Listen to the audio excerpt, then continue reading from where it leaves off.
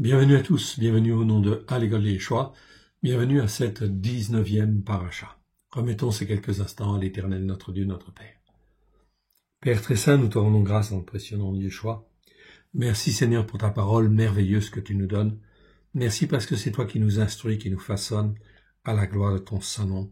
Nous avons commencé à nous former, Seigneur, parce que tu nous as rachetés au travers de Christ Yeshua, ton Fils bien-aimé, afin que nous soyons à toi et rien qu'à toi.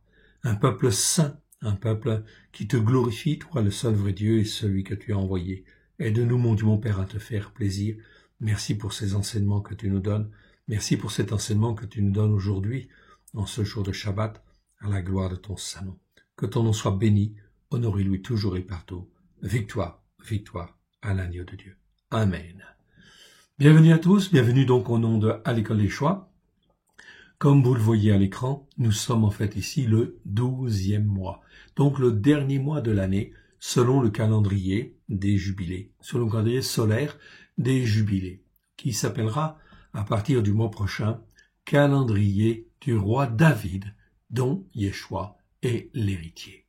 Nous rentrons dans une dimension, en fin de compte, tout à fait particulière, puisque là, nous sommes en fait dans un calendrier qui va être pleinement géré sous l'inspiration du Saint-Esprit, selon ce que l'Éternel Dieu avait révélé à David. David, le roi David, à qui Dieu a promis un héritier, et cet héritier, bien sûr, c'est Yeshua, qui est appelé le fils de David. C'est l'héritier du trône de David. Donc nous rentrons dans cette dimension spirituelle qui va être extraordinairement intéressante et fabuleuse. Nous savons maintenant comment ce calendrier fonctionne, de manière très claire et très précise, année après année, et effectivement, cela pour la durée, en fait, des temps. C'est très important car cela nous permet de gérer les mouvements du soleil et les mouvements de la lune, comme en fait, Dieu l'a révélé à David. Nous découvrirons cela. Aujourd'hui, comme vous le voyez en fait à l'écran, nous sommes le deuxième Shabbat. Deuxième Shabbat de ce 12e mois. Okay? Donc ici, nous allons voir la, en fait, 19e paracha. 19e paracha, elle s'appelle Teruma. Teruma, on peut traduire par prélèvement d'offrande. En fait, c'est exactement offrande par élévation. Donc, souvent, quand on faisait des offrandes à l'Éternel, on prenait une partie de l'offrande, c'était un prélèvement d'offrande, et on l'élevait vers Dieu. À ce moment-là, ceci, en fait, était totalement consacré à l'Éternel. Cela devenait même sainteté, tellement saint quelque part que effectivement, il n'y a que les sacrificateurs qui pouvaient en fait ici récupérer ces offrandes, oui bien sûr par élévation. Tout ce qui est par élévation ou tout ce qui est balancé, c'était en fait une manière de consacrer ça de tout son cœur, de toute son âme à l'Éternel Dieu. Et Dieu l'écoutait et Dieu faisait. C'était effectivement les règles qu'il avait données à l'époque. Nous allons voir aujourd'hui donc Exode 25, verset 1 jusqu'à Exode 27, verset 19. Et également les Haftarot ou Haftara, 1 Roi chapitre 5, verset 26, à 1 Roi 6, verset 13, mais nous lirons tout le chapitre 5 et tout le chapitre 6, c'est vraiment trop intéressant. Également Ésaïe 60, verset 17, jusqu'à 62, verset 3, mais nous lirons en fait chapitre 60, 61 et 62. Un petit peu de lecture, mais sur le plan prophétique. C'est extraordinairement intéressant. Donc nous allons passer un petit peu de temps là-dessus. Psaume 84, qui reste toujours en fin de compte dans le même sens, et effectivement la Brit Hadasha, qui sera en fait constituée du chapitre 15 de Marc, versets 1 à 15. Tout ça nous parle de la consécration de la sainteté à l'Éternel. C'est donc extrêmement intéressant et fabuleux. On se prépare à être vraiment sanctifié par le Saint-Esprit, par le bain de la régénération, par le bain en fin de compte de la régénération et le renouvellement du Saint-Esprit. C'est bien cela. Pour comprendre quoi? Pour comprendre en fait qui est notre Dieu, notre Père, comprendre la sainteté de l'Éternel, notre Dieu, et la sainteté, quand il appelle sainteté des saintetés, comprendre exactement ce que cela veut dire. Eh bien, nous sommes appelés à être un peuple de sacrificateurs, un peuple qui est rempli de la sainteté de Dieu, afin de pouvoir sanctifier aussi les autres, bien évidemment. C'est en fin de compte traduit dans le Nouveau Testament par, effectivement, les termes comme nazoréen, c'est-à-dire c'est le consacré, consacrant, au travers de Yeshua. Et le premier consacré, consacrant, c'est le premier consacré qui consacre en fait les autres, eh bien c'est bien sûr Yeshua. Ses disciples ont été aussi appelés des consacrés, consacrants, dès lors qu'ils sont bien ancrés sur les racines hébraïques de la foi. Donc, on ne joue pas avec la sainteté de Dieu, oui bien sûr. Cette journée, en fait, ici, comme vous le voyez dans le calendrier, se trouve être située le 14e jour de ce 12e mois. Ok ? 14e jour du 12e mois. 14e jour, vous le voyez en bas à droite. Ici, dans la case, en fait, du deuxième Shabbat. Donc, c'est le 14e jour du 12e mois. 14e jour, c'est donc la veille de Purim. Et oui, Purim messianique, on va dire, eh bien, ça aura lieu le lendemain. Donc, demain, ce sera en fin de compte la fête de Purim. Cela commence aujourd'hui, c'est un jour de joie, selon Esther, chapitre 9, versets 17 à 21. Et puis demain, c'est la célébration de la fête de Purim, de la victoire, en fait aussi quelque part. Donc, on pourra lire tout le livre, en fin de compte, de Esther, oui, bien sûr. Donc, si vous avez un petit peu de temps, vous pouvez, en fin de compte, le faire. Ceci, en fin de compte, est très bien placé dans le calendrier, et c'est bien pour cela qu'on fait aujourd'hui la paracha Teruma, parce qu'elle doit toujours avoir lieu avant la fête de Kippour, avant la fête de Purim, pardon. Avant la fête de Purim. Dans la tradition juive, on l'avait bien compris, et c'est pour ça que normalement elle est toujours faite là. Nous, dans le calendrier, effectivement, des jubilés, ça tombe bien aussi, effectivement, juste avant la fête de Purim. Il y a une raison à cela, vous allez le voir tout à l'heure. Allons dans notre paracha et commençons, faites l'étude, si vous le voulez bien. Okay. Donc, Teruma, j'agrandis en fait un petit peu ici. Donc, Teruma, ça veut dire en fait littéralement offrande par élévation.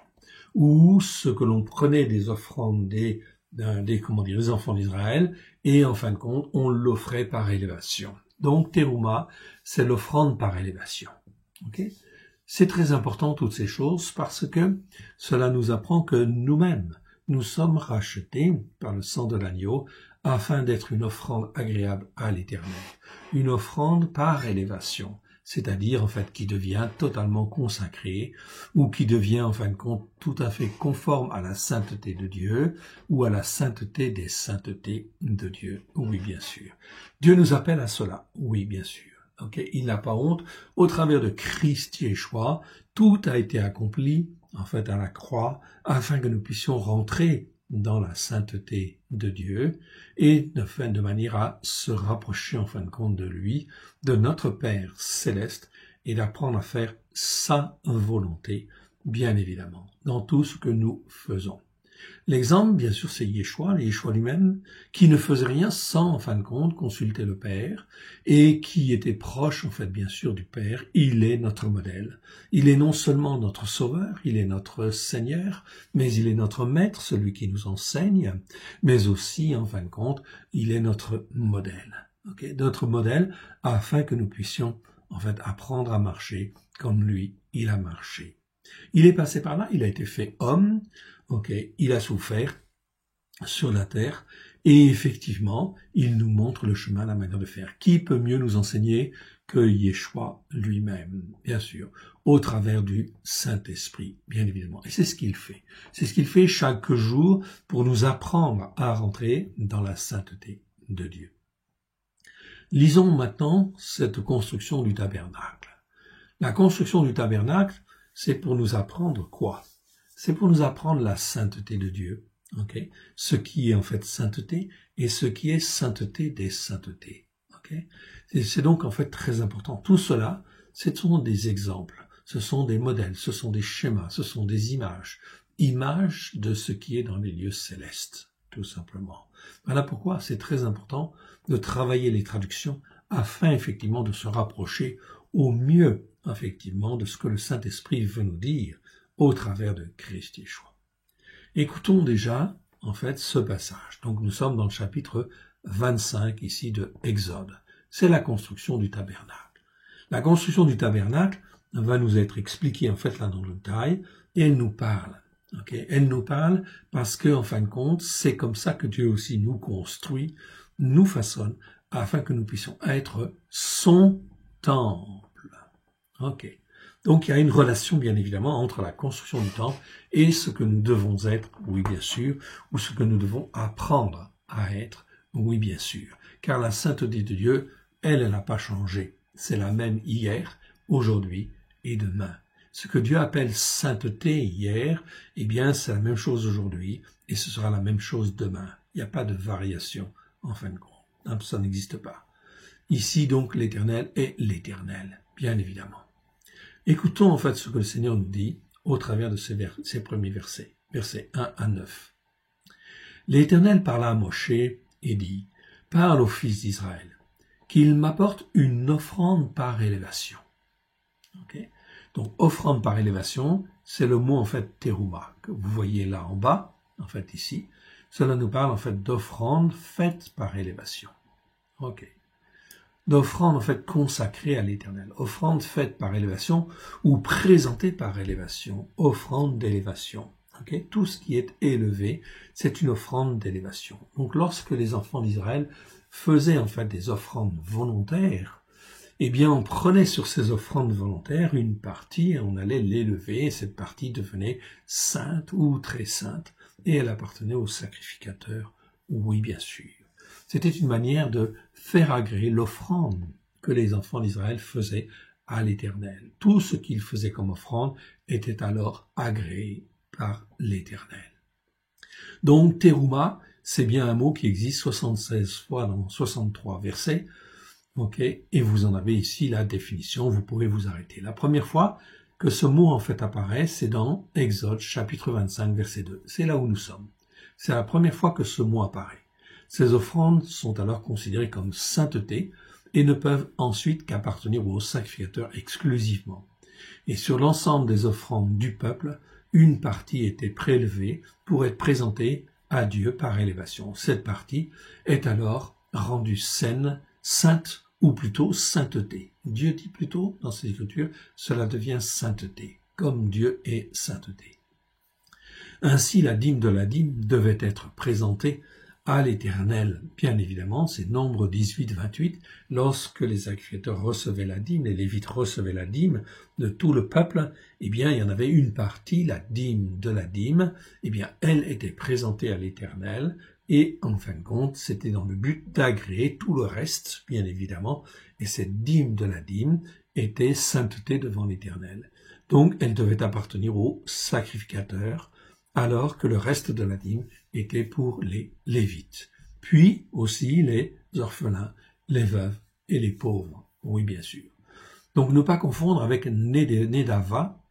Nous avons le mot en fait ici sous les yeux, qui existe 26 fois dans 23 versets, qui nous parle en fin de compte là des offrandes volontaires, faites de bon cœur, qui représentent toutes les offrandes volontaires faites de bon cœur, notamment par le peuple. Donc ça c'est Nedeva. Ok. Ensuite, Nedava. Okay. Nedava, c'est l'offrande volontaire. Sur l'offrande volontaire, on prenait une partie et c'était la terouma. Okay. Donc l'offrande par élévation. C'est donc très très important. C'est la même chose aujourd'hui lorsque nous nous présentons devant Dieu, l'Éternel notre Dieu, et que en fait nous venons vers lui, eh bien nous faisons même ces mêmes types d'approches en fait ici.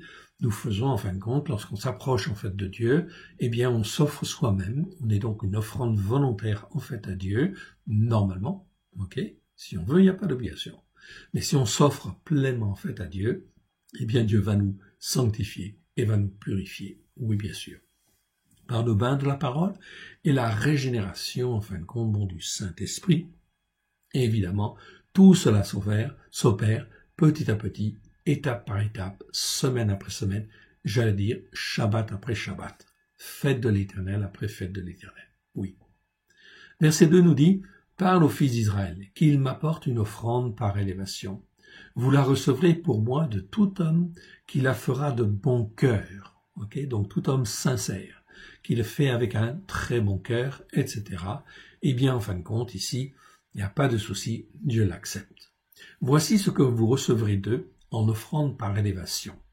Donc vous pourrez recevoir de l'or, de l'argent, de l'airain, des fils bleus, des fils pourpres, des fils rouges écarlates, du fin lin et du poil de chèvre.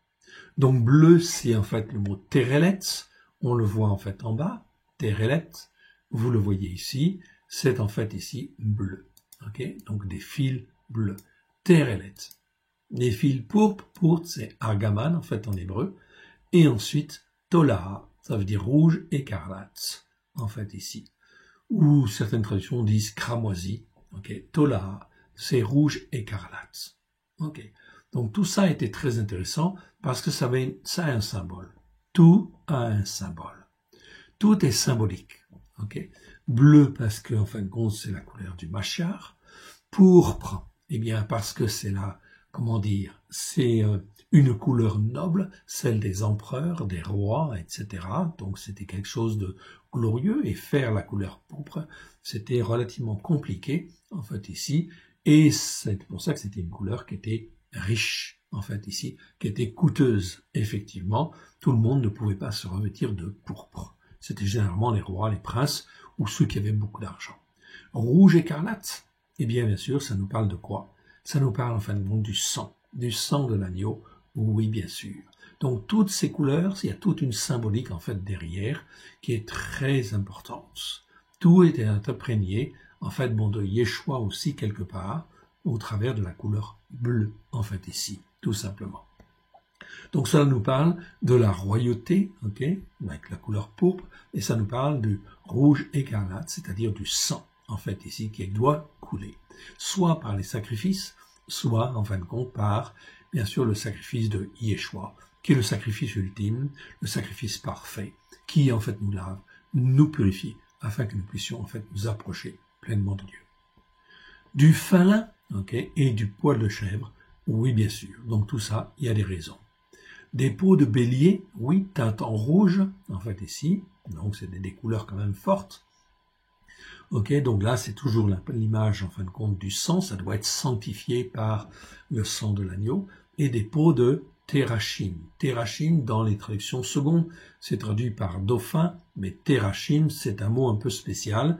Dans les traductions juives, certains traducteurs ne le traduisent même pas, parce qu'on ne sait pas très bien, en fin de compte, quel est cet animal-là. Quelles sont, en fait, ces peaux qui étaient là, qui étaient, en fait, des peaux très solides, très, comment dire, très protectrices, etc. Donc, on devait utiliser ce type de peau. On va dire des peaux de terachim. Nous-mêmes, comme le fait Rashi, ne traduit pas, il dit terachim, eh bien, effectivement, nous regarderons le mot terachim. Ok. Au lieu de dire que c'est du dauphin. Du bois de chittim, en fait, ici, donc, en fait, ici, une certaine catégorie de bois. Dans les traductions des nations, on trouve souvent acacia ici. Est-ce que c'était de l'acacia? On n'en est pas sûr. C'est du bois de chittim.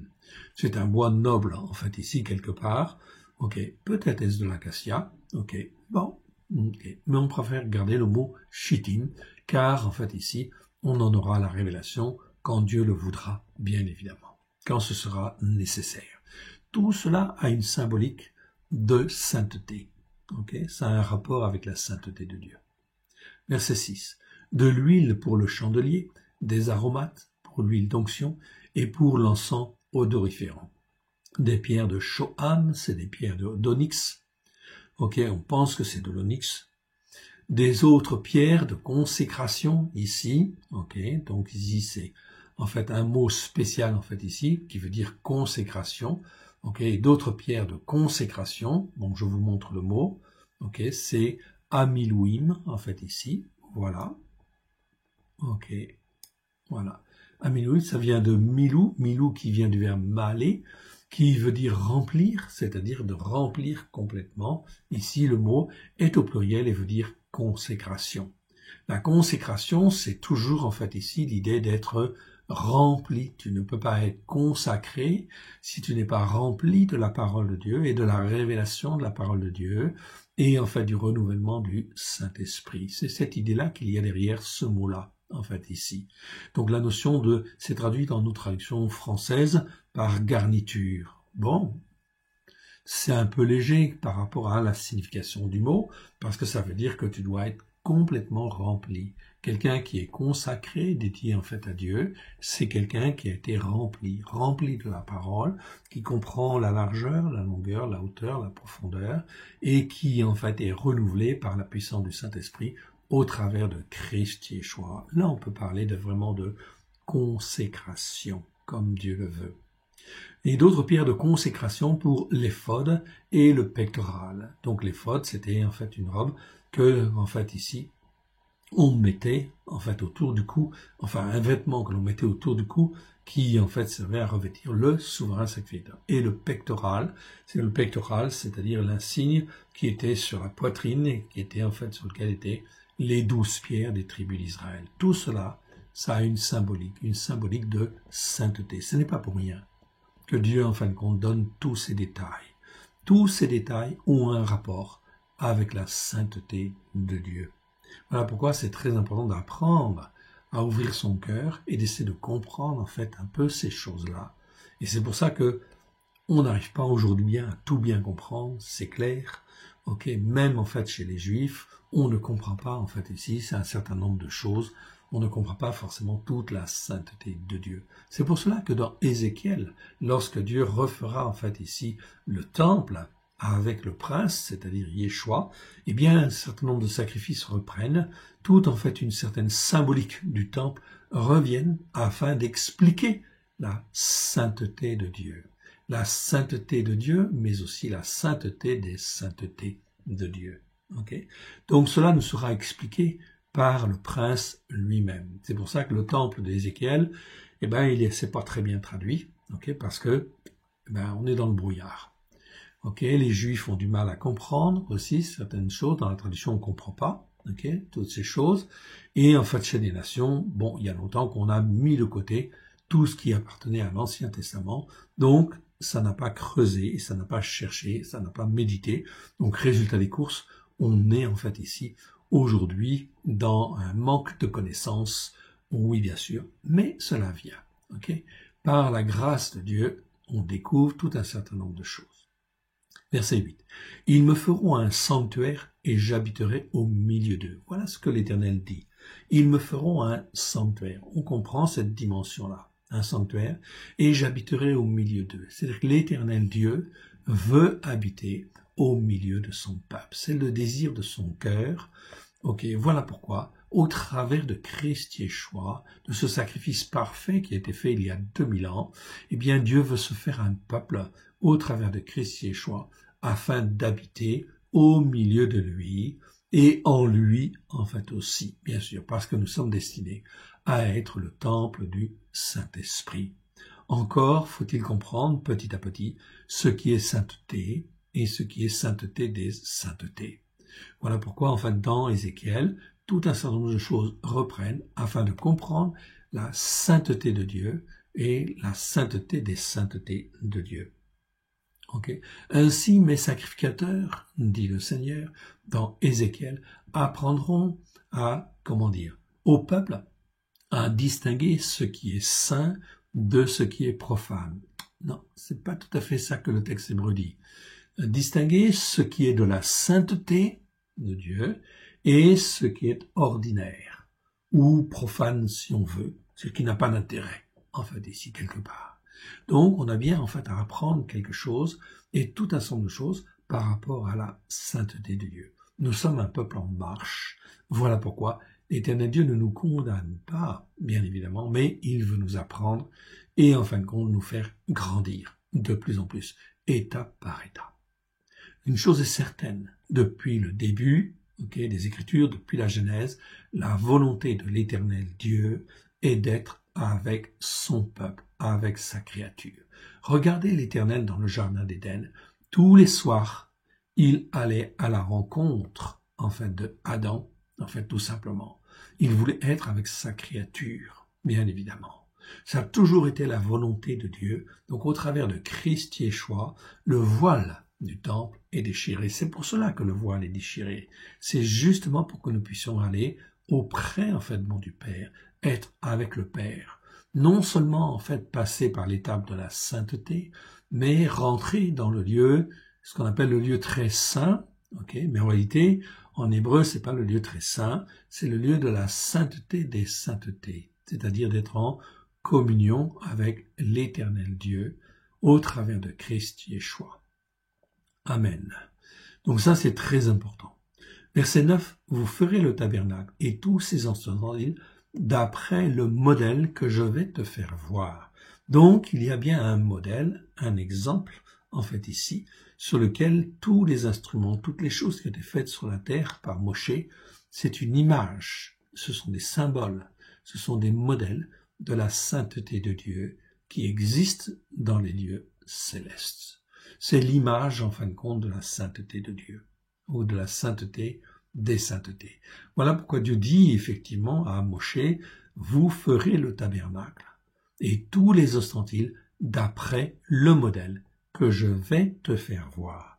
Donc même si le temple n'existe plus sur la terre, il y a bien effectivement en fait un original dans les lieux célestes qui là en fin de compte est une représentation exacte de la sainteté de Dieu. Voilà pourquoi toutes ces choses en fait ici entre guillemets sacrées, eh bien, ce sont des choses qui sont liées à la sainteté de Dieu ou à la sainteté des saintetés de Dieu et que nous pouvons apprendre afin de rentrer encore plus dans l'intimité de l'Éternel, notre Dieu. L'arche d'alliance.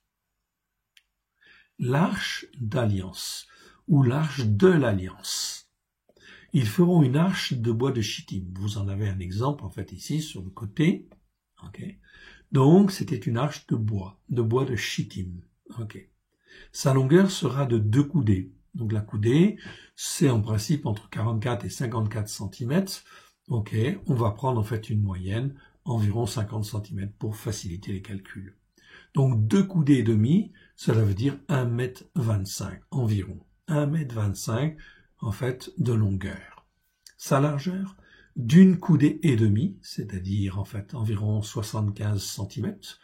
Donc sa largeur, c'était 75 cm.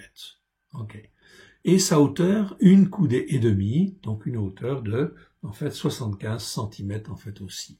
On voit à peu près une coudée et demie. Cela donnait un coffre qui n'était pas forcément très grand, mais qui était en fin de compte la représentation de la sainteté des saintetés. Un symbole qui se trouve dans le lieu de la sainteté des saintetés.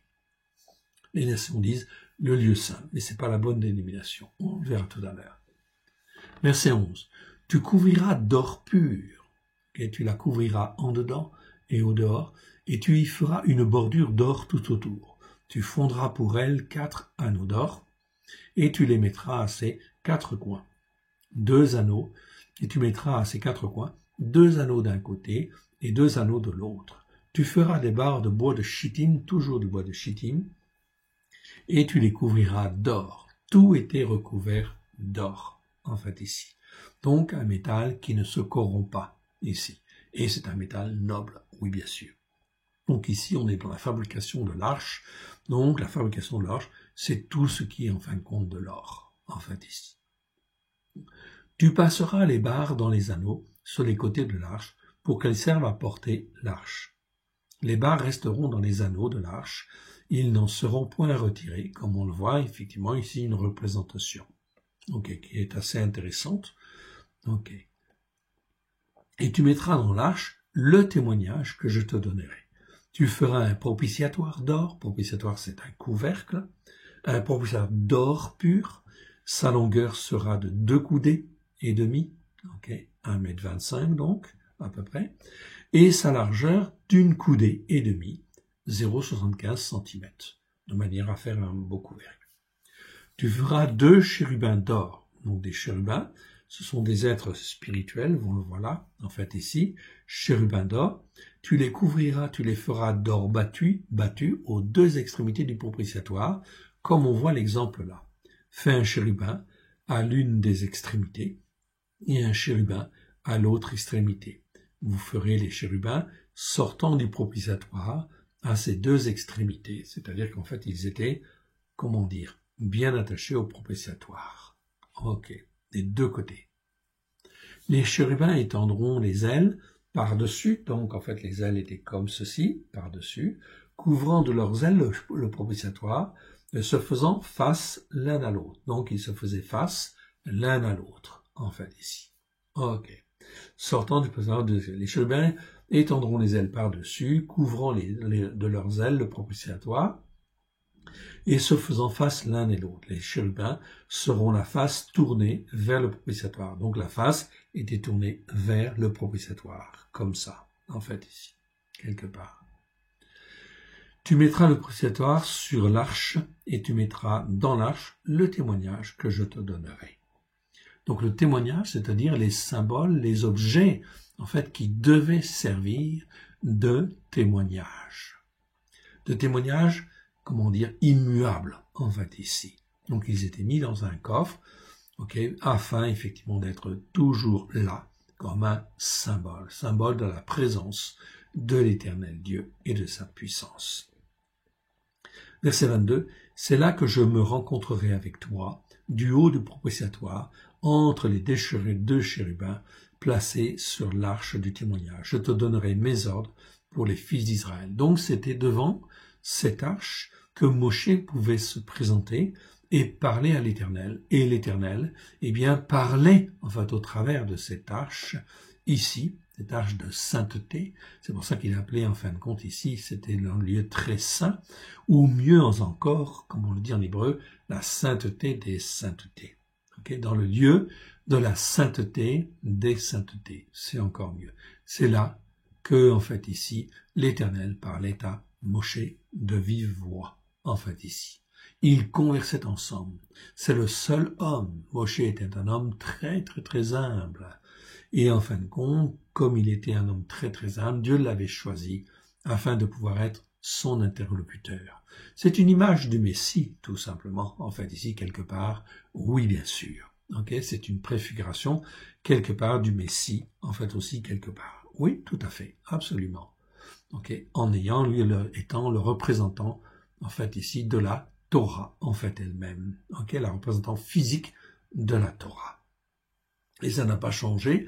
Vous le voyez, même sur la montagne de la Transfiguration, qui est-ce que nous trouvons? Nous trouvons Moshe, évidemment, qui est le dépositaire, en fait, ici, de la Torah, et effectivement, Élie, au titre de la prophétie. Oui, bien sûr. Continuons, en fin de compte, ici, ce passage. Là, vous avez une petite idée du tabernacle, on y reviendra. La table des pains de proposition. C'est en fait ici la table qui se trouve en fait à droite. Table et pains de proposition, à gauche vous avez l'autel pour l'encens, en fait ici. Tu feras une table de bois de chittim, toujours du bois de chittim. Sa longueur sera de 2 coudées, c'est-à-dire environ 1 mètre. D'accord. Sa largeur d'une coudée, environ 50 cm. Mais à l'époque, c'était certainement, en fin de compte, une coudée la plus petite, en fait ici, donc 44 cm. Enfin, peu importe, arrondissons pour donner une idée. Sa hauteur, d'une coudée et demie, c'est-à-dire 75 cm de hauteur. C'est une table. Tu la couvriras d'or pur, et tu y feras une bordure d'or tout autour.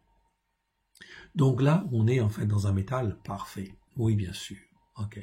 Tu y feras alentour un rebord de 4 doigts, sur lequel tu mettras une bordure d'or tout autour. Tu feras pour la table 4 anneaux d'or, et tu mettras les anneaux aux 4 coins, qui seront dans ces 4 pieds. Les anneaux seront près du rebord, et recevront les barres pour porter la table. Tu feras les tables, les barres de bois de chittim, et tu les couvriras d'or, et elles serviront à porter la table. Tu feras ces plats, ces coupes, ces calices, ces tasses pour servir aux libations. Tu les feras d'or pur, tu mettras sur la table des pains de proposition continuellement devant ma face. Donc les pains de proposition, c'était des pains qui étaient faits, chaque semaine, et qui étaient, en fin de compte, symbolique, il y en avait 12, il y en avait un par tribu, et ils étaient mis sur cette table. Et cette table était mise en face du chandelier, en fait ici, afin que ces pains puissent être éclairés 24 heures sur 24 par le chandelier. C'est l'image, en fin de compte, du peuple de Dieu, des 12 tribus d'Israël, éclairée par la Torah, tout simplement. Eh bien, c'est la même image avec nous. Nous devons, en fait, ici, avec cette symbolique, comprendre que nous devons être face, justement, à la Torah, pleine de grâce et de vérité, au travers de Christ Yeshua, afin d'être baignés, en fait, ici, dans la régénération et le renouvellement du Saint-Esprit. Le chandelier d'or. Le chandelier, vous en avez un exemple, en fait, ici, à côté. Tu feras un chandelier d'or pur. Ce chandelier sera d'or battu. Son pied, sa tige, ses calices, ses pommes et ses fleurs seront d'une même pièce. Ok. 6 branches sortiront de chaque côté, en fait ici, de ces côtés, 3 branches du chandelier d'un de ces côtés et 3 autres branches, en fait, du chandelier de l'autre côté. Il y aura sur une branche 3 calices en forme d'amande avec pommes et fleurs, donc tout un certain nombre de décorations. Okay. Et sur une autre branche, 3 calices en forme d'amande avec des pommes et des fleurs. Donc ici on voit un chandelier, on ne voit pas spécialement en fait les 3 pommes, en fait ici et les calices qui devraient y être, mais en fin de compte, donc on imagine en fait qu'ils y soient. C'est une représentation, en fait tout simplement. Il y aura sur chaque branche, sur une branche, 3 calices en forme d'amande avec pommes et fleurs, et sur une autre branche, 3 calices en forme d'amande avec pommes et fleurs. Il en sera de même pour les 6 branches sortant du chandelier. À la tige du chandelier, donc au centre, il y aura 4 calices en forme d'amande. Donc là, on devait avoir 4 calices. Donc on voit ici 4 en fait renforcements. En fait ici 1, 2, 3, 4. Ici, donc très bien, on peut imaginer que c'est ça. Ok. Il y aura 4 calices en forme d'amande avec leurs pommes et leurs fleurs. Donc il y a différentes représentations en fait ici, ok, qui l'on peut trouver sur les gravures, les essais en fin de compte que l'on a.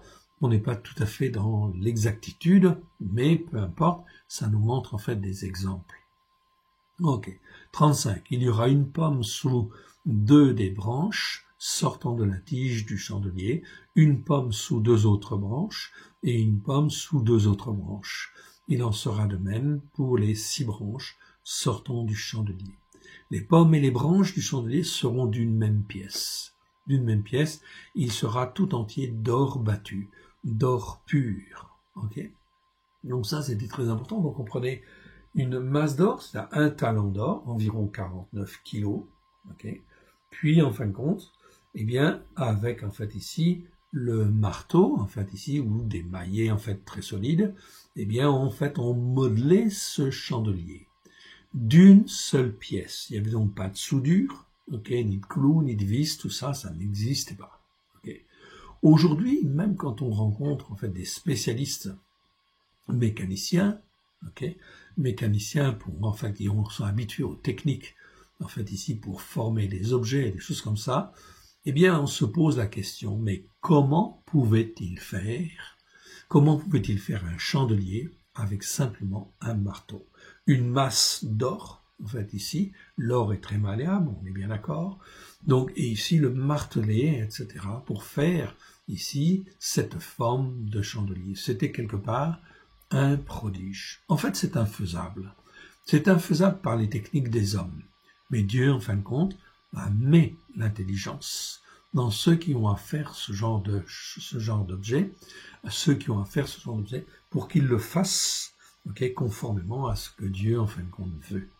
Voilà pourquoi, en fait, Beth-Salel, vous vous souvenez, eh bien, en fin de compte, on en parlera, avait reçu l'intelligence, en fait, ici, pour façonner, justement, les objets du temple, et notamment ce chandelier. C'est donc des merveilles de merveilles.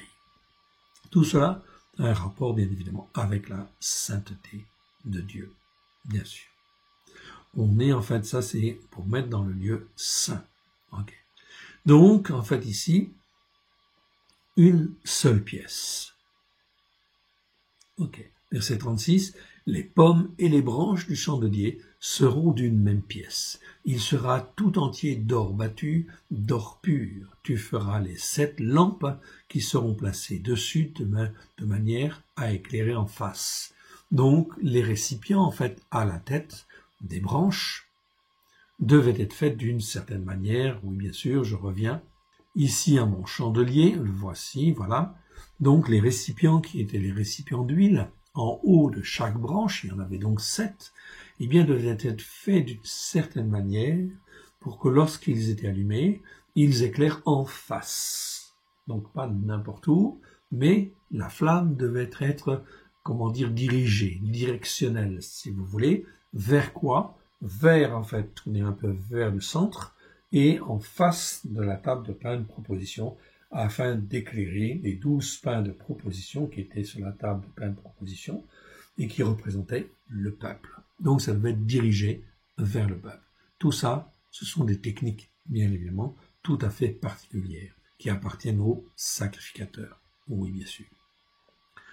Ok, tous ces détails sont extrêmement importants parce qu'ils nous parlent. Cela fait partie de la sainteté de Dieu.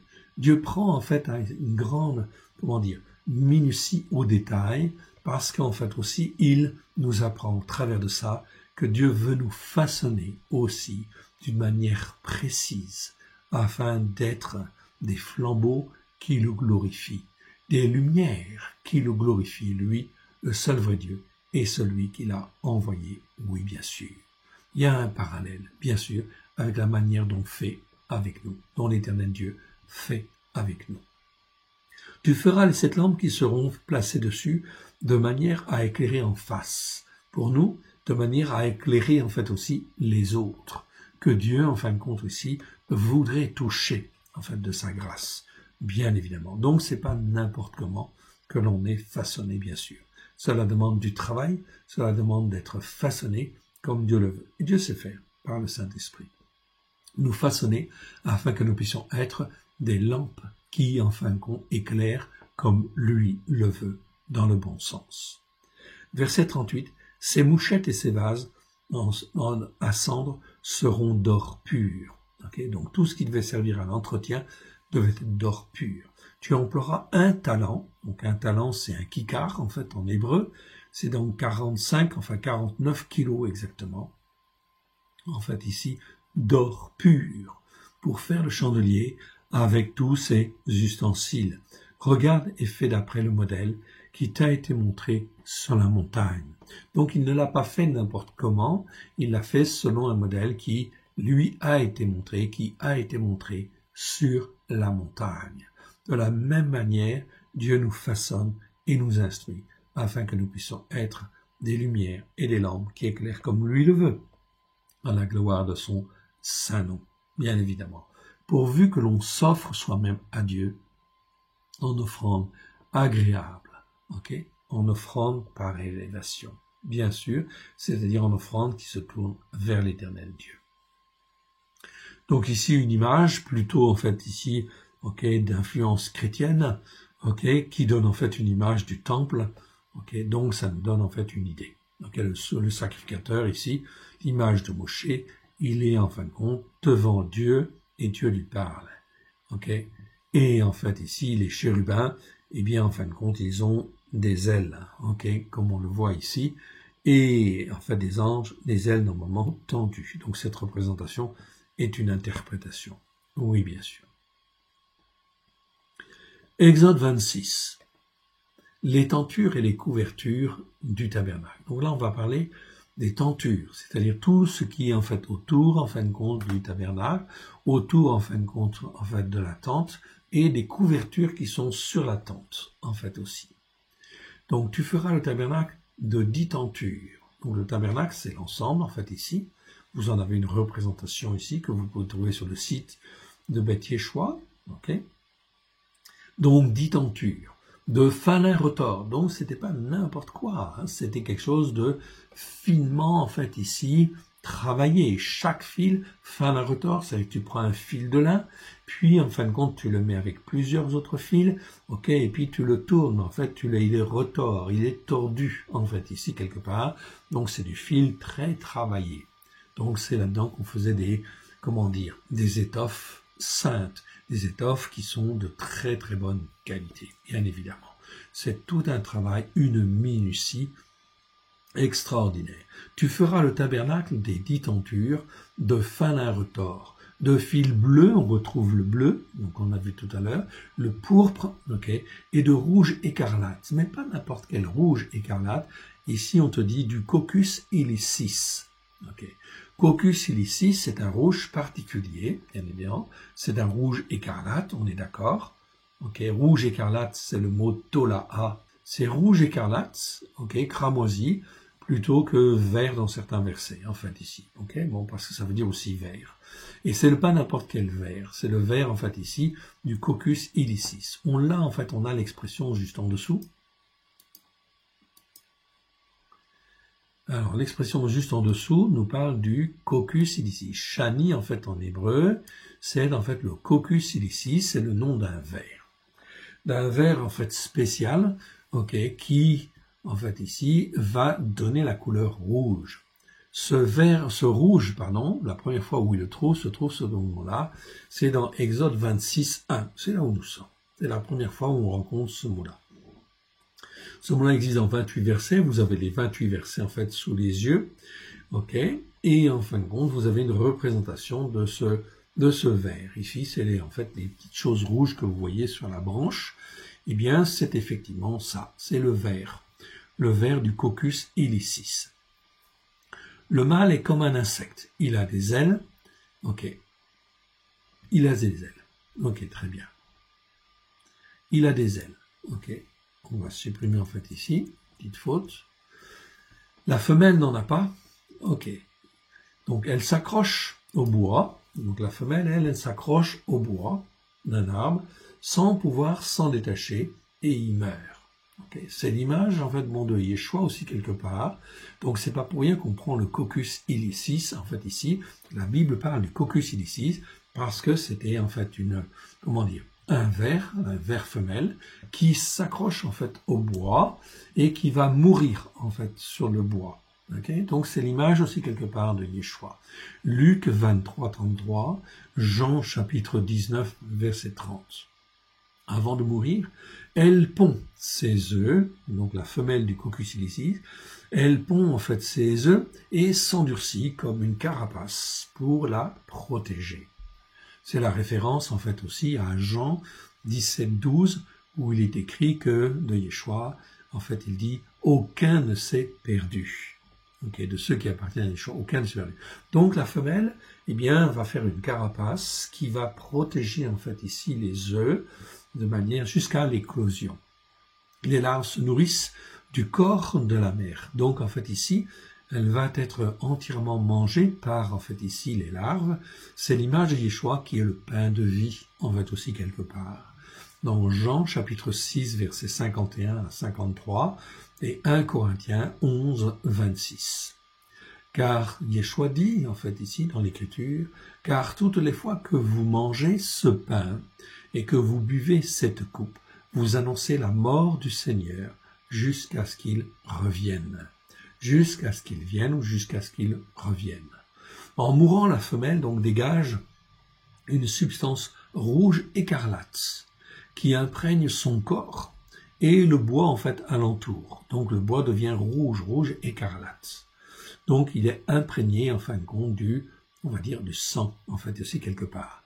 Eh bien c'est l'image de Yeshua. Nous sommes en fait ici, c'est l'image du sang en fait de l'agneau qui a coulé pour donner la vie. Exode 24 versets 7 à 8 ou Hébreux chapitre 9 verset 22.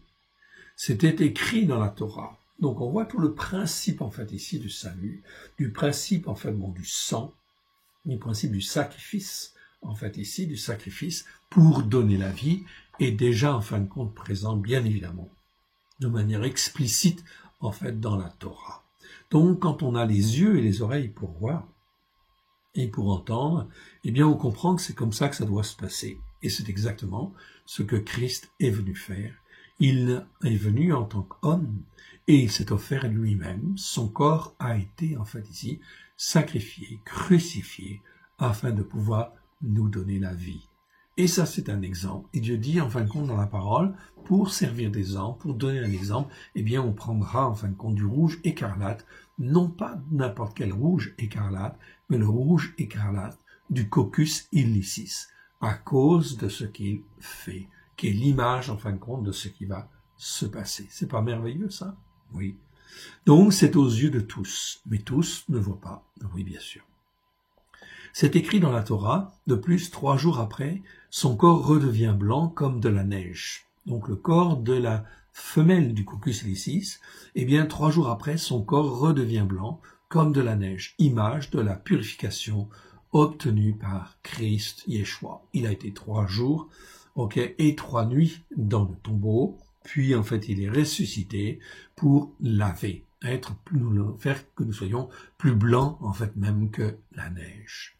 Toute cette symbolique-là n'est-elle pas merveilleuse? Eh oui, tout était écrit déjà dans la Torah, évidemment, au travers de symboles. Oui, bien sûr. Donc vous voyez que c'est pas n'importe quel rouge, c'est le rouge du écarlate, du Cocus ilicis. Donc tout ça, ça nous parle. On est dans la symbolique, mais d'une symbolique qui est une réalité spirituelle pour nous amener à la sainteté de Dieu, bien sûr.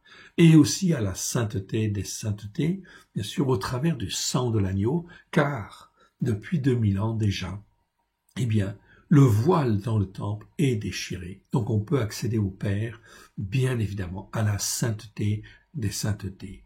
Ce qu'on appelle le lieu très saint, ça ne s'appelle pas comme ça dans la Bible, mais peu importe, c'est le lieu de la sainteté des saintetés, est accessible, bien évidemment, depuis 2000 ans déjà.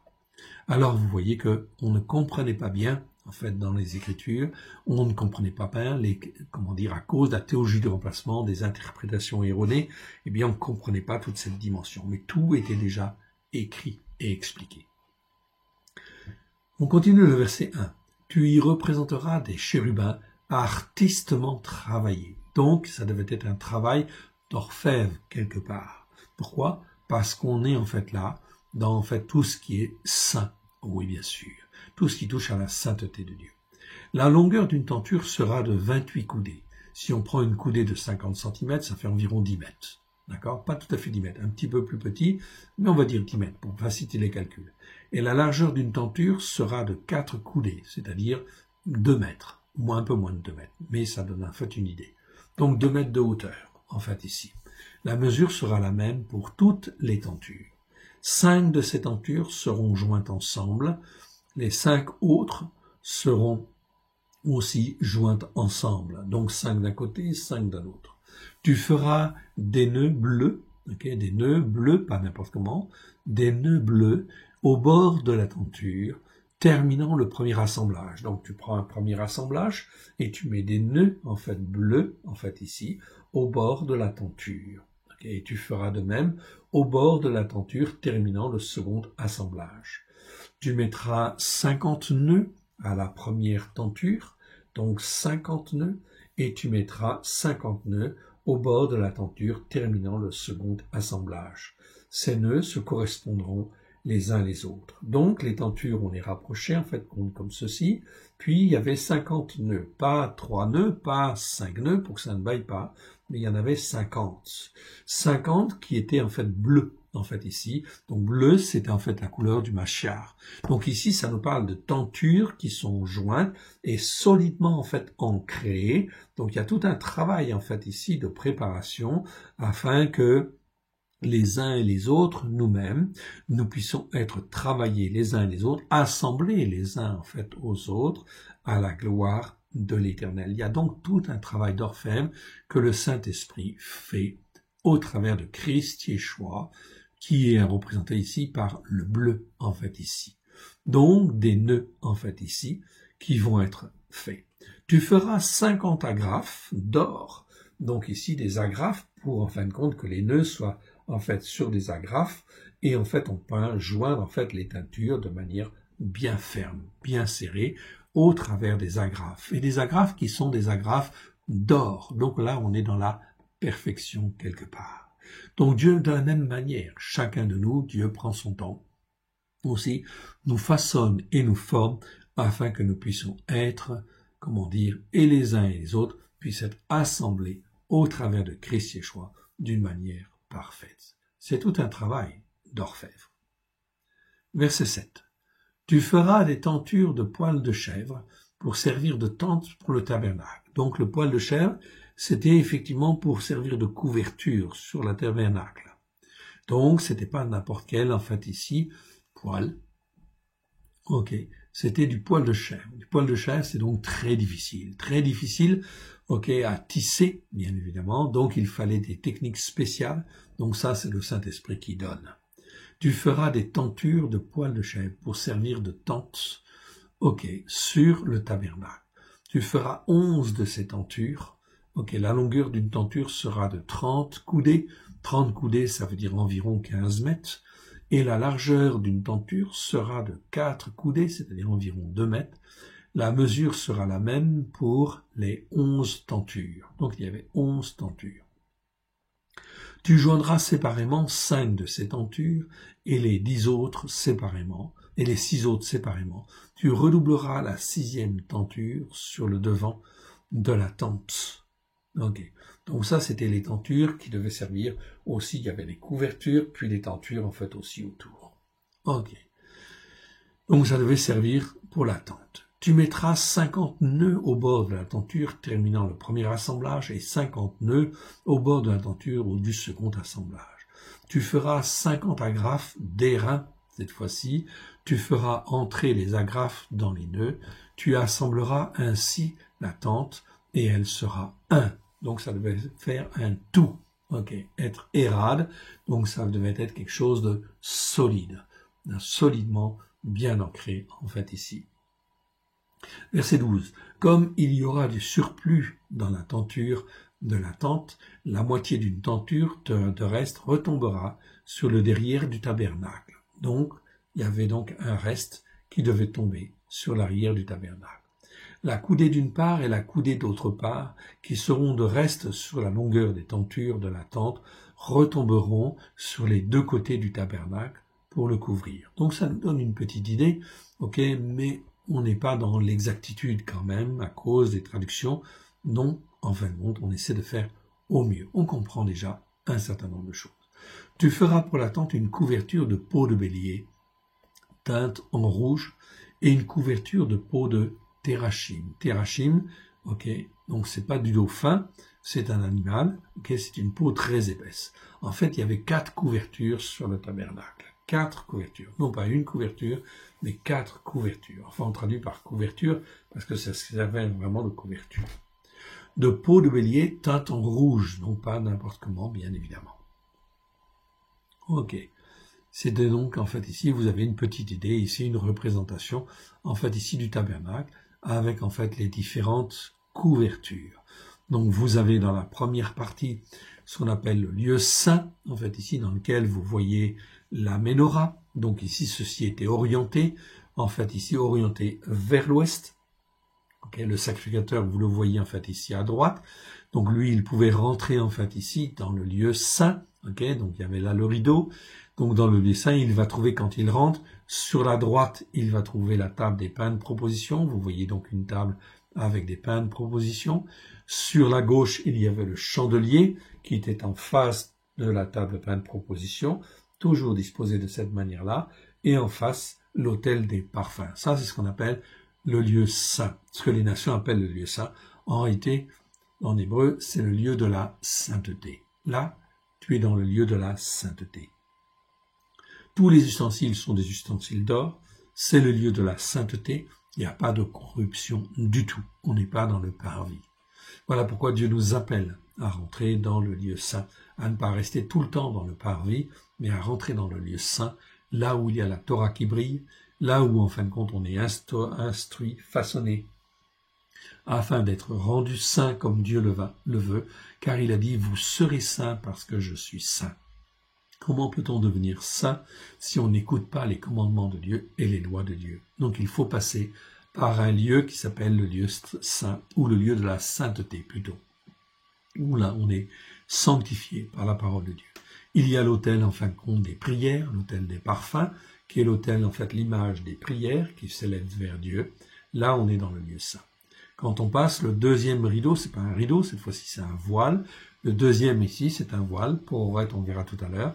On arrive dans le lieu très saint, là où se trouve l'arche de l'alliance, qui certainement n'était pas tournée comme ceci, mais plutôt dans l'autre sens, en fait ici. Certainement dans l'autre sens. Okay. Donc l'arche était là, bien sûr, et ça c'était le lieu très saint. Le lieu très saint en hébreu, on ne dit pas le lieu très saint. On dit c'est le lieu de la sainteté des saintetés. Okay. Et il porte même un autre nom, on le verra tout à l'heure. Donc c'est le lieu de la sainteté des saintetés. Là, dans celui-là, le sacrificateur ne pouvait rentrer qu'une seule fois par an, en fait, ici. Une seule fois par an. Sinon, tous les jours, en fait, il allait dans le lieu saint, dans la première partie, en fait, ici, du tabernacle, il y allait effectivement, en fait, une fois par jour.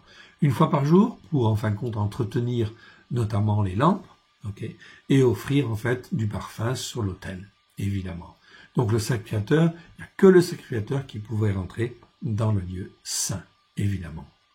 Aujourd'hui, au travers de Christ Yeshua, nous pouvons rentrer dans le lieu saint, oui bien sûr, et nous nourrir de la Torah, oui bien sûr, si nous voulons, afin d'être sanctifiés, purifiés, renouvelés par le bain de la parole et le renouvellement du Saint-Esprit, afin de pouvoir rentrer dans le lieu très saint. Le sacrificateur n'y rentre qu'une seule fois par an, okay, le lieu de la sainteté des saintetés, à Kippour, il y rentre une seule fois, mais nous pouvons y rentrer plusieurs fois, bien évidemment, dès lors que nous nous couvrons du sang précieux de l'agneau et que nous nous approchons de l'Éternel en comprenant en fait un tant soit peu sa sainteté et ce qui est sainteté des saintetés.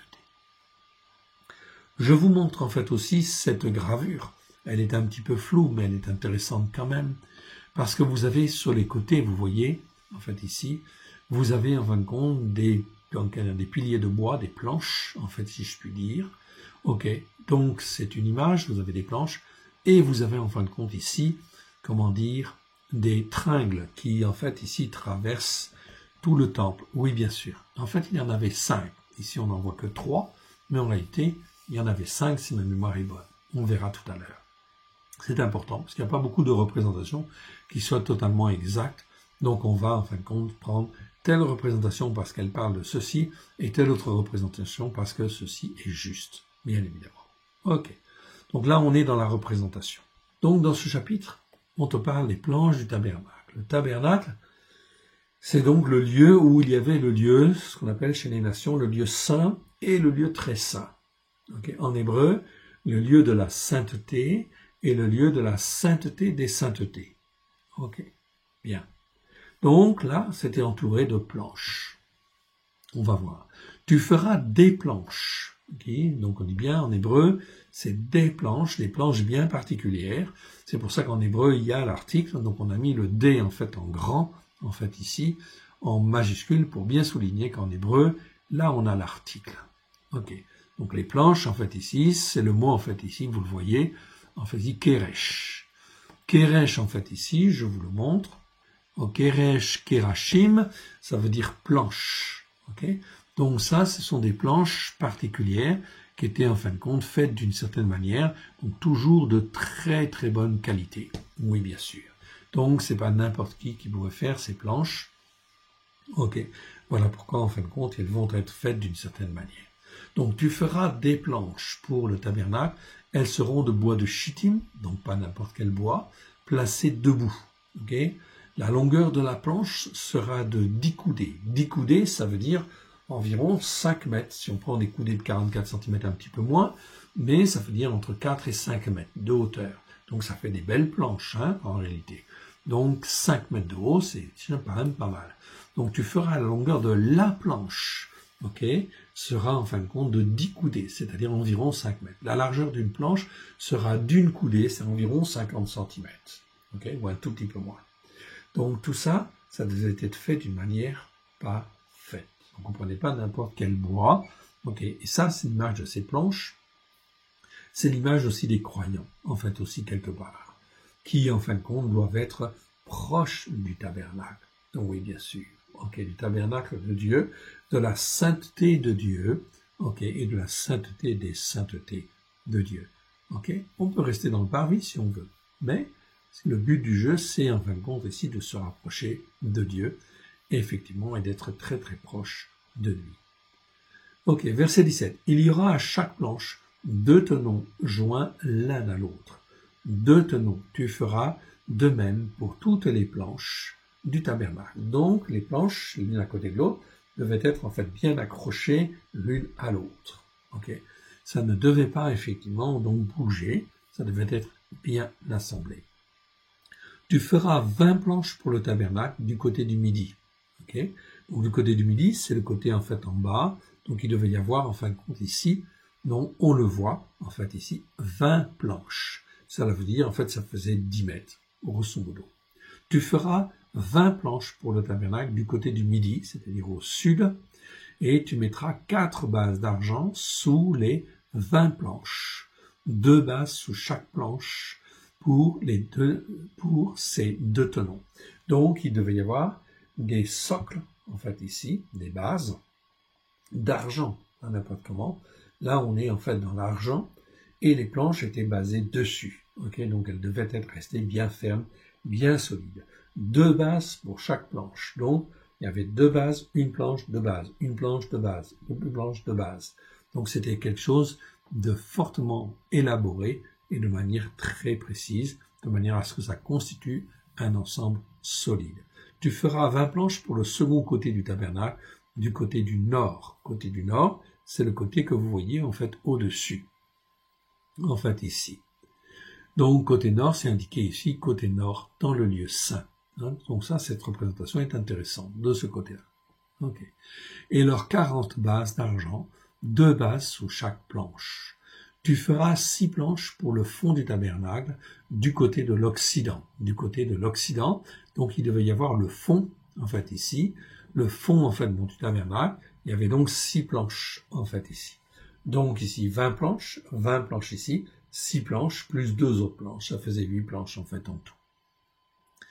Elles seront doubles. Tu feras 2 planches pour les angles du tabernacle dans le fond. Elles seront doubles depuis le bas et bien liées à leur sommet par un anneau. Il en sera de même pour toutes les deux placées aux 2 angles. Il y aura ainsi 8 planches avec leur base d'argent sur le côté, soit 16 bases, donc 2 bases pour chaque planche. Tu feras 5 barres de bois de chittim, donc il y avait donc 5 barres, en fait ici. 5 barres, en fait ici, on le voit bien. Verset 27, 5 barres pour les planches du second côté du tabernacle et 5 barres pour les planches du côté du tabernacle, formant le fond de l'Occident. Okay. La barre du milieu traversera les planches d'une extrémité à l'autre, et tu couvriras d'or les planches et tu feras d'or 2 anneaux qui recevront les barres, et tu couvriras d'or leurs barres. Tu dresseras le tabernacle d'après le modèle qui t'est montré sur la montagne. Donc, Moshe avait un exemple et il a construit de la même manière. Sur cet exemple-là, je vois sur les côtés 2 barres, simplement, en fait ici, au lieu de 5.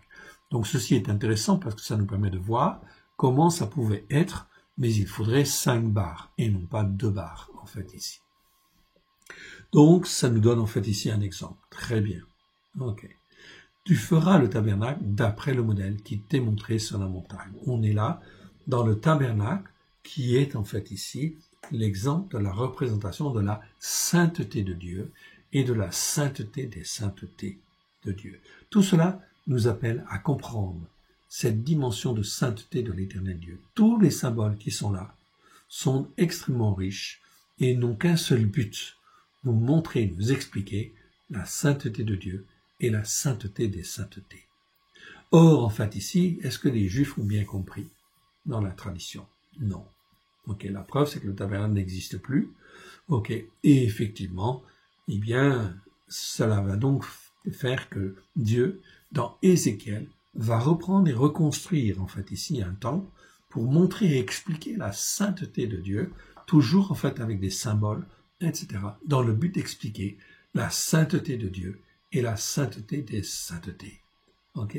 Car la sainteté de Dieu, elle est extrêmement importante et fondamentale, et il vaut mieux la comprendre, bien sûr. Or, Dieu comprend que nous n'avons pas forcément l'intelligence pour cela, mais en réalité, au travers de Christ, eh bien, Dieu va nous apprendre.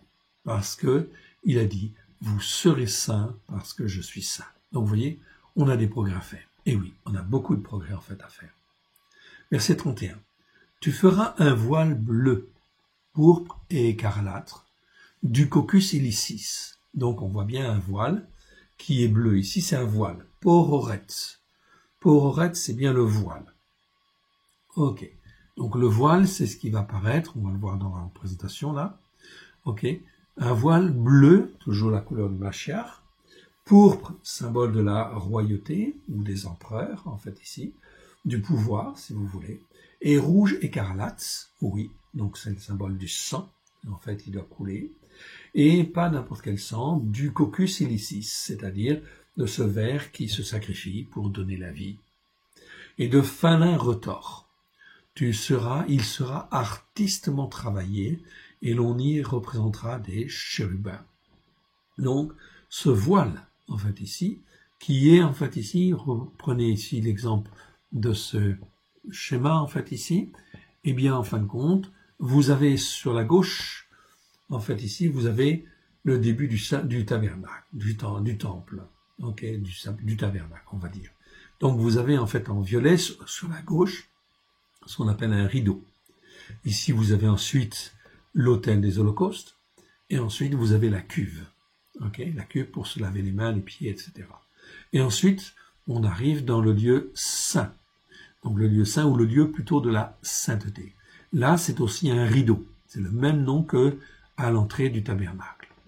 Ensuite, une fois qu'on a passé le deuxième rideau, on arrive dans le lieu saint, ou plus exactement, plus précisément, le lieu de la sainteté de Dieu.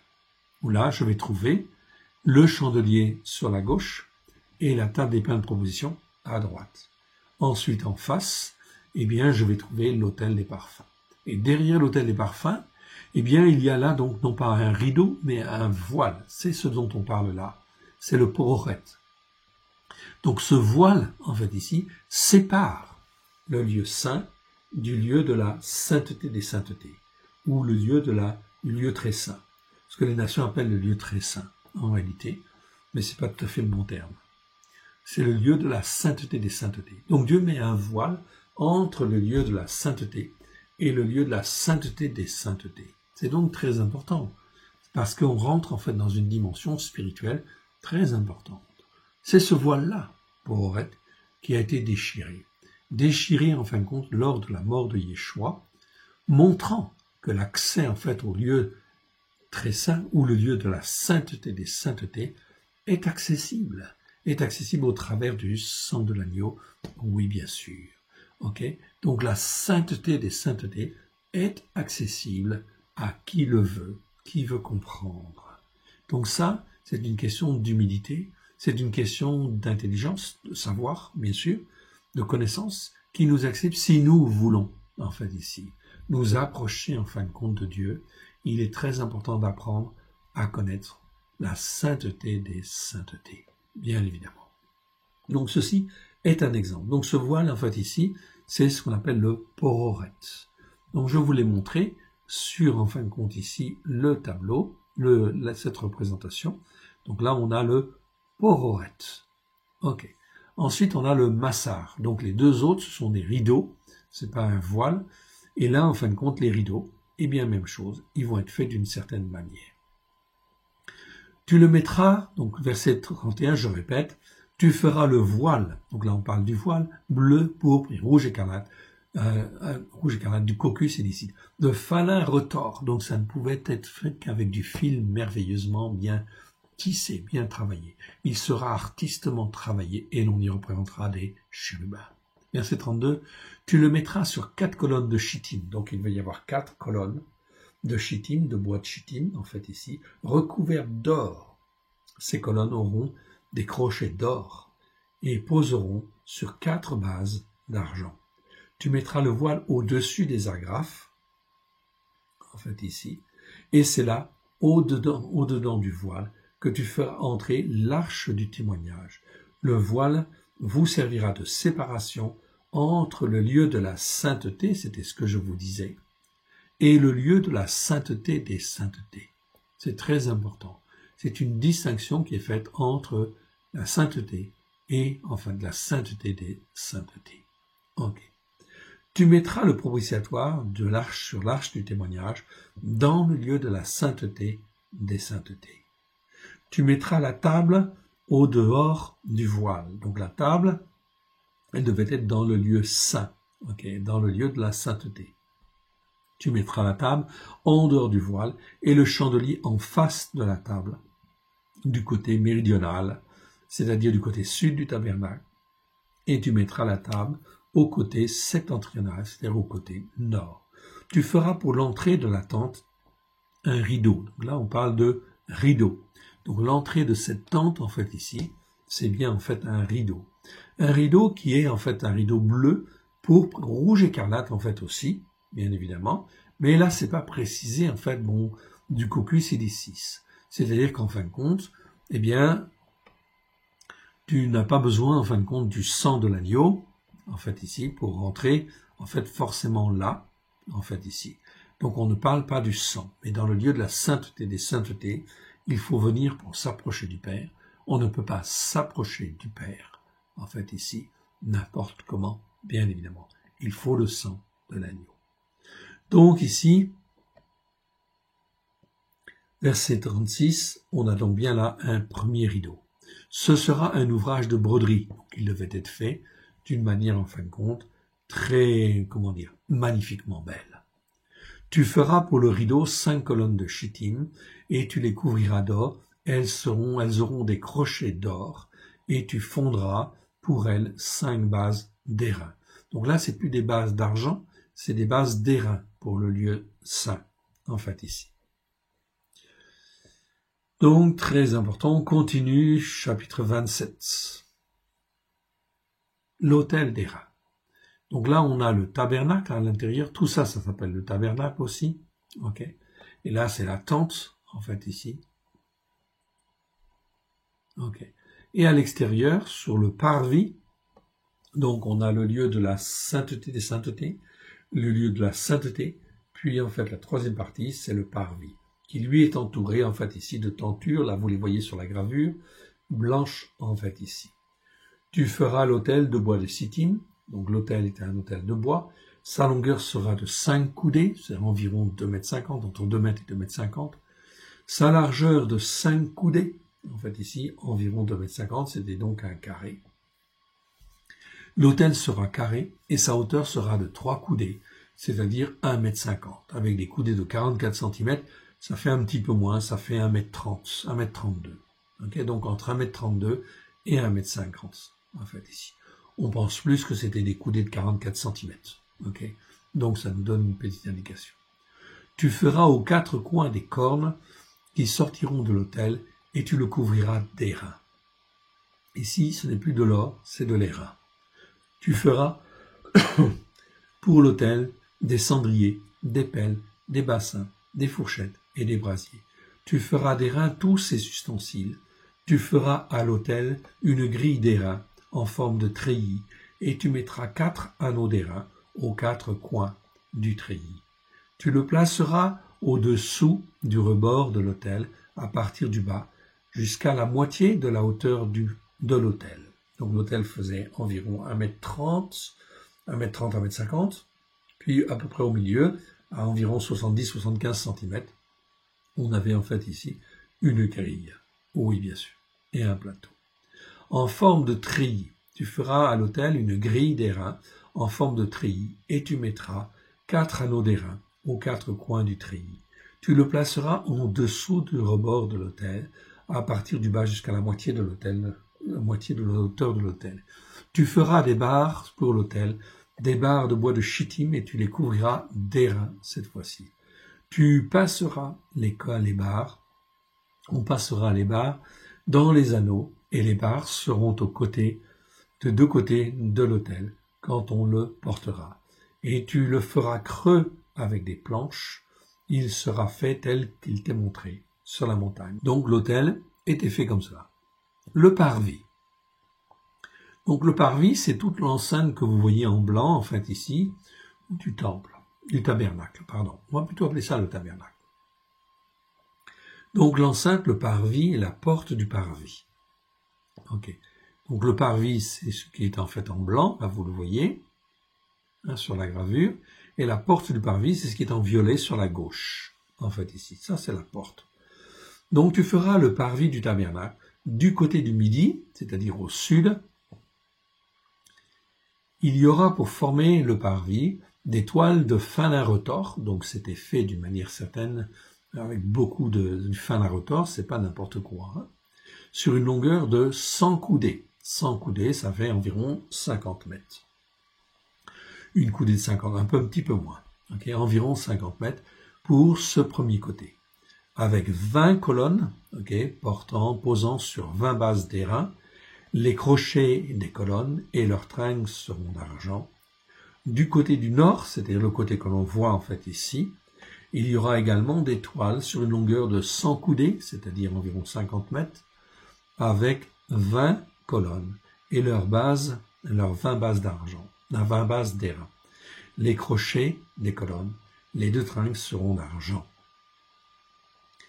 Du côté de l'Occident, c'est-à-dire en fait ici le côté que je ne vois pas, en fait ici sur la droite, ça c'est l'Occident, ici c'est l'Ouest. Du côté de l'Occident, il y aura pour la largeur du parvis 50 coudées, c'est-à-dire environ 25 mètres de toile, avec 10 colonnes et leurs 10 bases. Du côté de l'Orient, en fait ici, c'est le côté que l'on voit ici, à gauche du tabernacle. Et bien du côté de l'Orient, sur les 5 coudées de largeur du parvis, sur les 50 coudées de largeur du parvis, il y aura 15 coudées de toile pour une aile, donc ici 15 coudées d'un côté, okay, c'est-à-dire environ 7,50 m, okay, pour une aile, avec 3 colonnes et leurs 3 bases. 15 coudées de toile pour la seconde aile, que l'on voit en fait ici, sur la gauche, ici. Donc la partie blanche ici, 15 coudées de toile pour la seconde aile, avec 3 colonnes et leurs 3 bases.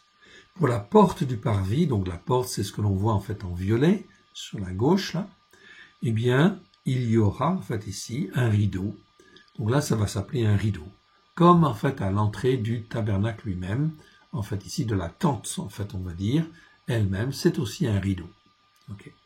Donc ici il y aura un rideau de 20 coudées. 20 coudées c'est environ 10 mètres. Okay.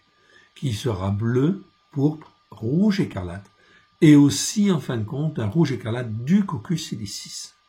Okay, c'est-à-dire, pas n'importe quel rouge écarlate. Et de fin à retors. Cela veut dire que, au travers de cette porte-là, de ce rideau, n'importe qui pouvait rentrer, parce que, en fin de compte, il se dit croyant, en fait ici, et au travers du sang de l'agneau, il peut rentrer. Qu'il soit sincère ou pas sincère, mais il peut rentrer quelque part. Parce que, ici, on parle du rouge écarlate, du coccus illicite. Donc, tout le monde peut rentrer dès lors qu'il croit, et qu'il croit, en fait, au sang de l'agneau, quelque part. Cela peut dire que c'est un vrai croyant. Ok? Mais il peut rentrer dans le parvis. Voilà pourquoi, dans le parvis, entre les deux rideaux, ici, le rideau, en fait, du tabernacle lui-même, ok? Et le rideau de la tente, en fait ici, tous les deux sont des rideaux, et bien dans le parvis, ça c'est la zone du parvis. On va trouver toutes sortes, en fin de compte, de croyances. Oui, bien sûr, et des interprétations différentes. Les autels, les instruments ici sont d'airain, ok, ici, donc il n'y a pas de perfection. D'airain, c'est en fait ici la même racine que le mot du serpent, d'arrache. Ça veut dire qu'effectivement, on peut rencontrer toutes sortes de choses dans le parvis. Toutes sortes d'interprétations différentes, même en utilisant le nom de Yeshua, le sang de l'agneau, oui bien sûr. On est en fait ici dans le parvis. C'est là que se trouvent toutes les dénominations. Je dis bien toutes les dénominations sans exception se trouvent là. Dès lors que l'on franchit le deuxième rideau, ici, donc premier rideau tout à fait à gauche, je rentre dans le parvis là j'ai l'autel de l'Holocauste, okay, l'autel des sacrifices d'élévation plutôt, je préfère dire, et en fait ici la cuve d'airain, tout ça c'est fait pour nous laver, donc on passe par le sacrifice avec les holocaustes, oui bien sûr, mais ça ne veut pas dire pour ça qu'on est pur en fait encore. On passe par l'eau, c'est le symbole de la parole qui nous lave, qui nous purifie. Okay. Puis, en fin de compte, ensuite, je peux franchir le deuxième rideau. Et quand je rentre dans le deuxième rideau, je rentre dans le lieu de la sainteté. Et dans le lieu de la sainteté, les ustensiles sont des ustensiles d'or. Donc on est dans la perfection, il n'y a pas de corruption en fait là. C'est impossible. Dans ce lieu de la sainteté, je vais avoir le chandelier en fin de compte d'or, qui est en fait brûlé chaque jour, 24 heures sur 24, et en fait diffusé au travers de sa lumière, l'image en fin de compte de la Torah. C'est l'image de la Torah, de la parole de Dieu, en fait ici, de la Torah, avec grâce et vérité, oui bien sûr, qui devait éclairer les pains de proposition qui sont en face. Là on est dans le lieu de la sainteté, avec l'autel en fin de compte des parfums, qui permet en fin de compte de prier, d'intercéder. Ici, il n'y a aucune interprétation possible. On est en fait dans le lieu de la sainteté. Dans le lieu de la sainteté de Dieu, il n'y a en fin de compte que la Torah et en fait ici la régénération du Saint-Esprit. Oui, bien sûr. Donc j'ai besoin de rentrer dans le lieu saint, de me renouveler et de ressortir. Oui, bien sûr. Ok. Mais en fin de compte, je peux aller aussi dans le lieu très saint, effectivement, mais je dois passer, avant d'aller dans le lieu très saint, ou le lieu plutôt de la sainteté des saintetés, je dois franchir le voile, oui bien sûr, voile qui maintenant normalement est déchiré, et je peux accéder au lieu très saint, ou au lieu de la sainteté des saintetés de Dieu, oui bien sûr, mais pour cela, je dois passer, en fait ici, par le lieu de la sainteté, et reconnaître que la Torah est la vérité. Si je ne reconnais pas que la Torah est la vérité, jamais je vais rentrer dans le lieu de la sainteté des saintetés. C'est pas possible. Ou c'est tout à fait ponctuel, exceptionnel, mais en réalité, on ne peut pas y rentrer. On est obligé de passer. Il n'y a pas d'autre entrée, en fait, ici, pour aller dans le lieu très saint, le lieu de la sainteté des saintetés. On doit passer par le lieu de la sainteté, en fait, ici. Donc ici, la porte du parvis ici, eh bien, en fin de compte, elle est faite de bleu, de pourpre et de rouge écarlate, du cocus illicite. Et de fin lin retors, donc c'est un ouvrage de broderie, donc c'est pas n'importe quoi non plus, avec 4 colonnes et leurs 4 bases. Toutes les colonnes formant l'enceinte du parvis auront des tringles d'argent, des crochets d'argent et des bases d'airain. La longueur du parvis sera de 100 coudées, c'est-à-dire environ 50 mètres, un petit peu moins, en fait, ici. Avec des coudées de 44 cm, ça fait un petit peu moins, en fait, ici. Ok, donc de 100 coudées. Ok. La largeur, ok. Sa largeur de 50 de chaque côté. Ok. Et sa hauteur de 5 coudées, donc 2,50 m à peu près. Donc la largeur, ça faisait 25 mètres. Donc 50 mètres de longueur, 25 mètres de largeur, 2,50 m de hauteur. Ça vous donne une petite idée. Ok. Un petit peu moins quand même, puisque c'est des coudées de 44 cm. Tous ces ustensiles destinés au service du tabernacle, tous ces pieux, tous les pieux des parvis seront d'airain. En fait, ici, on n'est pas là dans la perfection, mais c'est donc en fait quand même déjà des choses en fin de compte qui sont artistement travaillées. Tout cela, en fait, ici, ce temple, ce tabernacle, nous parle, oui bien sûr. Est-ce que nous voulons nous approcher, rentrer dans le lieu saint, ou rentrer dans le lieu de la sainteté des saintetés? Ok, c'est à nous de choisir. On peut rester toute sa vie dans le parvis, mais ce n'est pas une bonne chose, parce que Dieu nous appelle à rentrer dans le lieu de la sainteté, et à rentrer dans le lieu de la sainteté des saintetés. Le voile, en fin de compte, est déchiré. Voilà pourquoi c'est là un appel. Depuis 2000 ans, en fait, ici, que Christ est venu.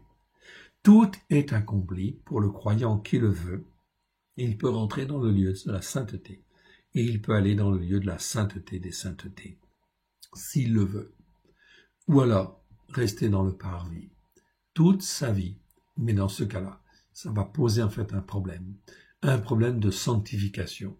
De sanctification, oui, bien sûr, on le verra dans la Brit Hadasha, car, en fin de compte, nous avons l'obligation, et c'est très clairement expliqué dans la Brit Hadasha, dans l'Alliance renouvelée, ou dans l'Alliance nouvelle, c'est très bien expliqué, en fait, ici, que nous devons crucifier, en fait, la chair, et que nous devons façonner notre âme, à la gloire de Dieu. Et si notre âme n'est pas façonnée par l'écriture, par les écritures, ou l'écriture qui commence à la Genèse et qui se termine à l'Apocalypse, si je ne vais pas dans le lieu de la sainteté, pour former mon âme, comment mon âme va-t-elle apprendre les choses qui sont du ressort de la sainteté des saintetés, bien évidemment.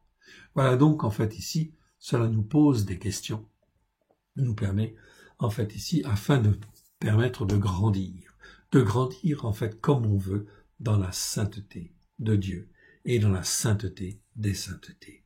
Voilà pourquoi la Pâque arrive bientôt, nous sommes le dernier mois en fait ici, de cette année spirituelle. Et nous pouvons commencer en fait une nouvelle année avec cette Pâque qui va venir bientôt, d'ici en fait un mois à peu près, un mois.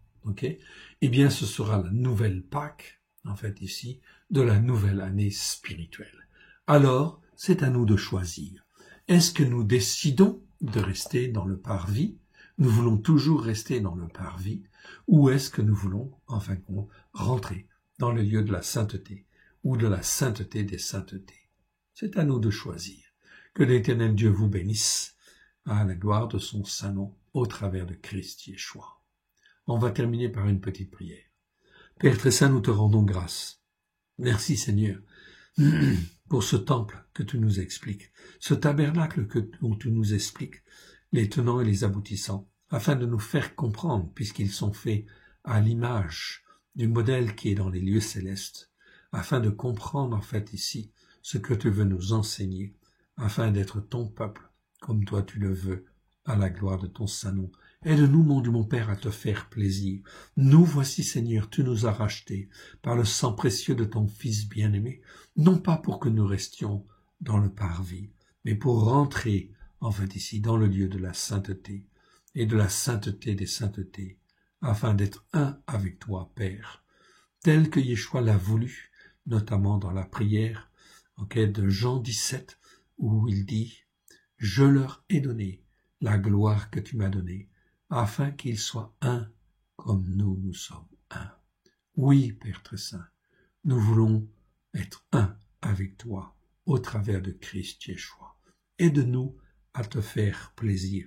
Aimons-nous, fortifie-nous. Que ton nom soit béni, honorez-lui toujours et partout. Alléluia. Amen. Que l'Éternel Dieu vous bénisse et vous garde. Voici donc la première partie de cette paracha. Nous aborderons tout à l'heure la deuxième avec tout l'aspect prophétique. Que Dieu vous bénisse et Dieu vous garde. Shabbat Shalom.